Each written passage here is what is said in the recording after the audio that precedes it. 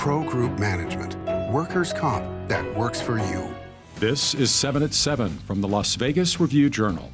Good morning, I'm Renee Summerhour. Let's get right to our top stories this morning, sponsored by Carnegie Heights. A federal class action lawsuit against the maker of Real Water has led to a response from the Las Vegas company's president.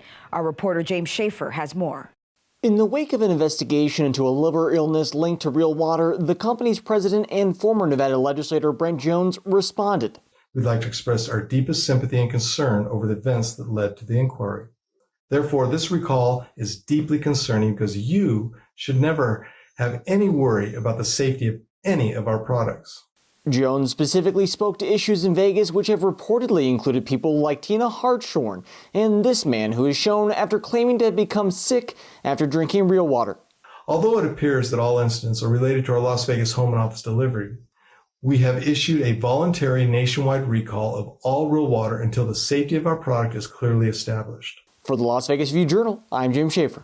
It's a move that has some people scratching their heads. City Councilwoman Michele Fiore recently revealed that she loaned tens of thousands of dollars to her political action committee. Fiore had previously said she had given her PAC just $500, but new financial disclosures revealed she has contributed over $40,000 since 2017. Experts say it's an unusual move unless a PAC is short of cash or just getting off of the ground. Fiore did not respond to requests for comment. Over in Carson City, a whopping 91 bills were introduced into the Nevada legislature. The Review-Journal's Jen Ah highlights some interesting ones. Jen? Well, Renee, out of the 90-plus proposals, we're going to highlight just a few of them for you. One that'll get folks talking, Assembly Bill 345, which would allow certain people struggling with addiction to use illegal drugs with trained staff present in case of overdoses. Another is Senate Bill 323, which would let businesses such as restaurants and hotels designate parts of their premises for only those who've gotten their COVID vaccines. That means customers would not have to wear masks or adhere to any of the various social distancing measures or COVID-19 restrictions within those designated areas. And these are all proposals and haven't been passed into law. Renee? Well, here's a heartwarming story. A year ago, a nursing home in Summerlin went into lockdown because of COVID-19. Now that residents have been vaccinated, they're going to be reunited with friends and family. This is all happening today at 9 a.m. at the Las Ventanas at Summerlin. That's on West Charleston Boulevard. And we will be there with updates and video from the event to share with you tonight at 7 p.m. Now let's take a look at our local weather, sponsored by Las Vegas Paiute Tribal Smoke and Cigar Shop. Breezy conditions will continue in the Las Vegas Valley with gusts up to 30 miles per hour, but temps will be comfortable. For your Wednesday, highs will be near 70 degrees. Cloudy skies for your evenings with lows in the upper 40s. For the rest of your week, mostly sunny skies and temps creeping back up into the low to mid 70s. Spotty, breezy conditions remaining on Thursday. Clear skies for your evenings. YouTube will remind you when the next 7 at 7 newscast is uploaded. Just hit the subscribe button down below and give us a like while you're there. In your health news, sponsored by 4M Dental, love your smile again. Here's some good news when it comes to COVID-19. Nevada may be able to reach herd immunity in a matter of months. That's according to Mark Pandori, who runs the Nevada State Public Health Laboratory. Herd immunity is the point where a community has enough protection from a disease that is no longer easy to spread. That means somewhere between 70% and 90% of a community has antibodies.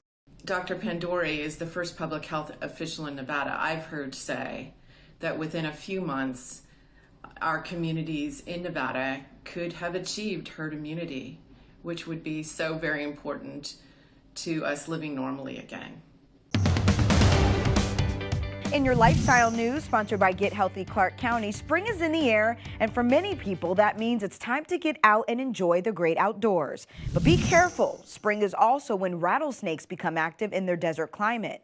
If you do come across a snake on a hike, here's some tips. Walk a wide path around the snake or wait for it to go away. And if you're bitten, they say stay calm, don't run or jump around. Apply a band, not as a tourniquet, but between the bite and your heart to slow down the venom.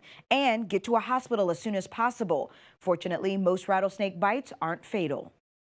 Sports, sponsored by Scenic Brewing Company. Good morning, everybody. Leandre Fox here with your morning sports update.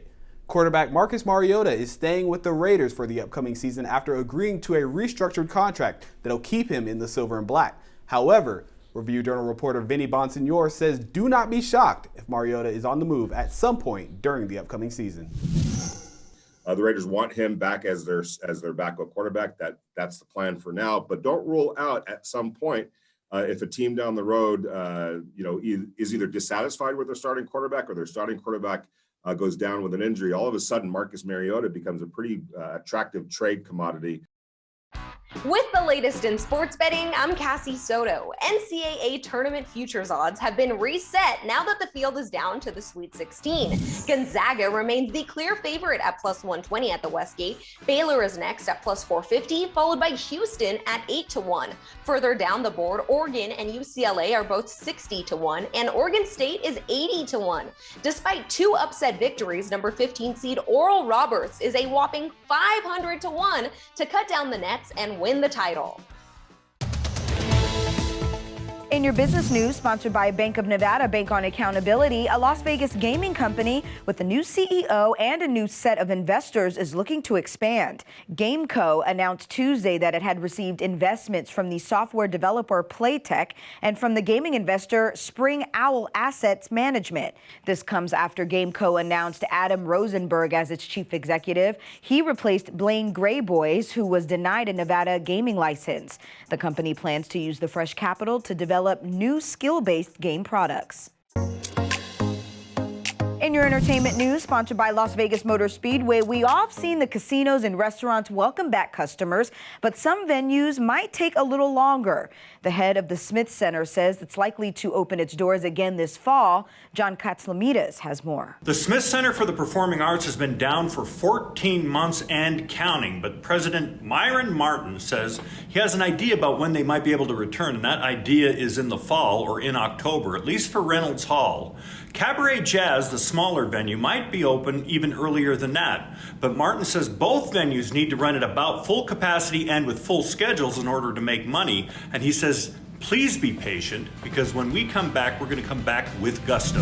Well, that's all for today's 7 at 7 a.m. I'm Renee Summerhour. Look, we know you're busy, and so we built this newscast to fit your life, and we're bringing it to you weekdays at 7 a.m. and 7 p.m. on LVRJ.com and the RJ mobile app. You can also watch us on Twitter, Roku, and so much more. We'll hope you'll join us again this evening for 7 at 7 p.m. Thank you for watching. Review Journal Studio, sponsored by Adam Kuttner. Get the maximum settlement as quickly as possible. This 7 at 7 update, sponsored by Pro Group Management. You're watching 7 at 7 from the Las Vegas Review Journal.